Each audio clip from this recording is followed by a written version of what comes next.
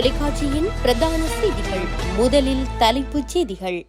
எரிசக்தி அமைச்சருக்கு எதிரான நம்பிக்கையில்லா தீர்மானம் இன்று சபாநாயகருக்கு. நண்பர்களுடன் கடலில் சறுக்கு விளையாட்டில் ஈடுபட்ட மாணவன் நீரில் மூழ்கி பலி. எரிபொருள் விநியோக முறைகேடுகளை அறிவிக்க தொலைபேசி எண். ஆம்புலன்ஸ் மோதியதில் சிதைந்த முச்சக்கர வண்டி, ஒருவர் பலி, 4 படுகாயம். கனடாவில் இடம்பெறும் மோசடிகள் குறித்து போலீசார் எச்சரிக்கை.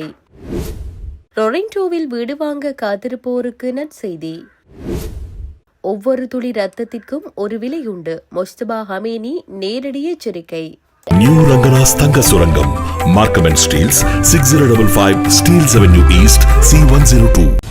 தொடர்பின விரிவான செய்திகள்.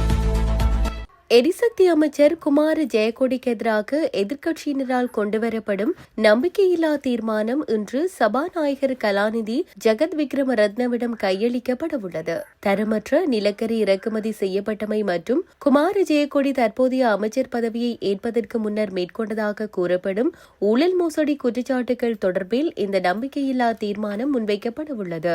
இதற்கமைய இன்று காலை குறித்த தீர்மானத்தை சபாநாயகரிடம் கையளிக்க நடவடிக்கை எடுப்பதாக பாராளுமன்ற உறுப்பினர் அஜித் பி பெரேரா தெரிவித்தார்.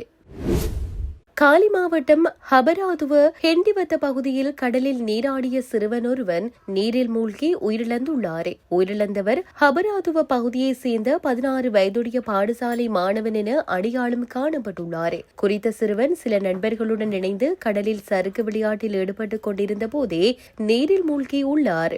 இதன்போது பிரதேசவாசிகள் மற்றும் கடற்கரை பாதுகாப்பு உத்தியோகத்தர்களால் அவர் மீட்கப்பட்டு கராப்பட்டிய வைத்தியசாலையில் அனுமதிக்கப்பட்டதன் பின்னர் உயிரிழந்து. சம்பவம் தொடர்பில் ஹபராதுவ போலீசார் மேலதிக விசாரணைகளை முன்னெடுத்து வருகின்றனர். இதேவேளை பண்டாரகம பகுதியில் அமைந்துள்ள உயன்வத்த பாவியில் நீராடிக் கொண்டிருந்த நபர் ஒருவர் நீரில் மூழ்கி காணாமல் போயுள்ளதாக பண்டாரகம போலீசார் தெரிவித்தனர். நேற்று முன்தினம் இப்பகுதியில் நீராடிக் கொண்டிருந்த போதே குறித்த நபர் நீரில் மூழ்கி காணாமல் போயுள்ளார். காணாமல் போன நபர் ஹோனபுல பகுதியைச் சேர்ந்த 45 வயதுடையவர் என தெரியவந்துள்ளது. சம்பவ தினத்தன்று அவர் மேலும் சில நண்பர்களுடன் கூடி பாவியில் நீராடியதுடன் இதன்போதே அவர் இந்த அனர்த்தத்திற்கு முகம் கொடுத்துள்ளதாக ஆரம்பகட்ட விசாரணைகளில் இருந்து தெரியவந்துள்ளது. குறித்த நபர் தொடர்பில் கடற்படை சுழியோடி பிரிவினரின் உதவியுடன் பண்டாரகம போலீசார் தொடர்ந்து தேடுதல் நடவடிக்கைகளை முன்னெடுத்து வருகின்றனர். எரிபொருள் விநியோகம் தொடர்பாக வழங்கப்பட்டுள்ள அறிவுறுத்தல்களை மீறி செயற்படும் எரிபொருள் நிலைய உரிமையாளர்களுக்கு எதிராக சட்ட நடவடிக்கை எடுக்கப்பட உள்ளது.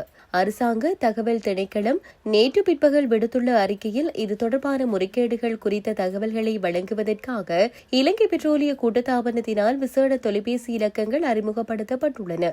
அதன்படி 01121 06767 மற்றும் 01172961330 என்ற இலக்கங்களுக்கு தொடர்பு கொண்டு உரிய தகவல்களை வழங்குமாறு பொதுமக்கள் தயவுடன் கேட்டுக் கொள்ளப்படுகின்றனர்.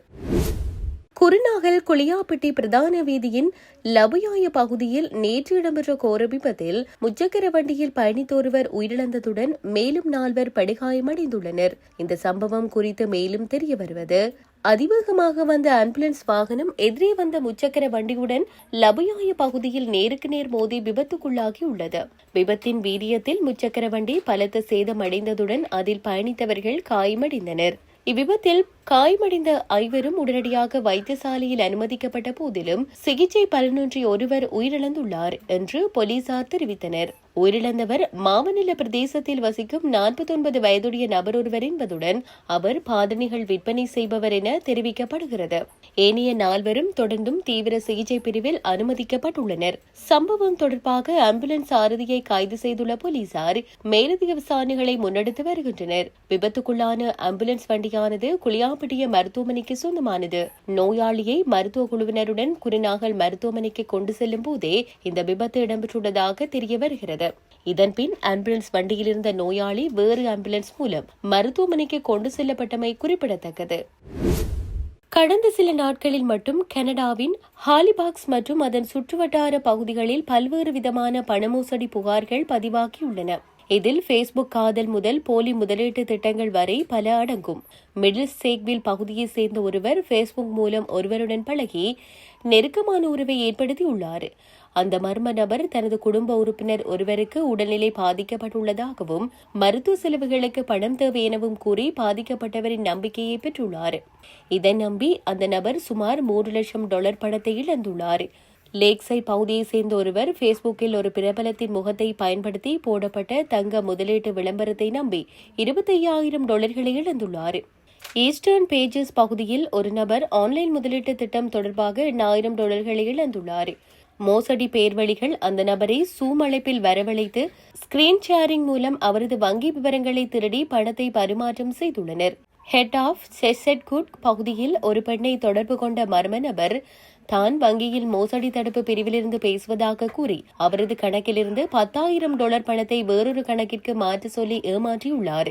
நீங்கள் இதுபோன்ற மோசடிகளில் பாதிக்கப்பட்டிருந்தால் அல்லது தகவல் தெரிந்தால் உடனே 9024905020 என்ற எண்ணிற்கு ஹாலிபாக்ஸ் போலீசாரை அழைக்குமாறு கூறப்பட்டுள்ளது.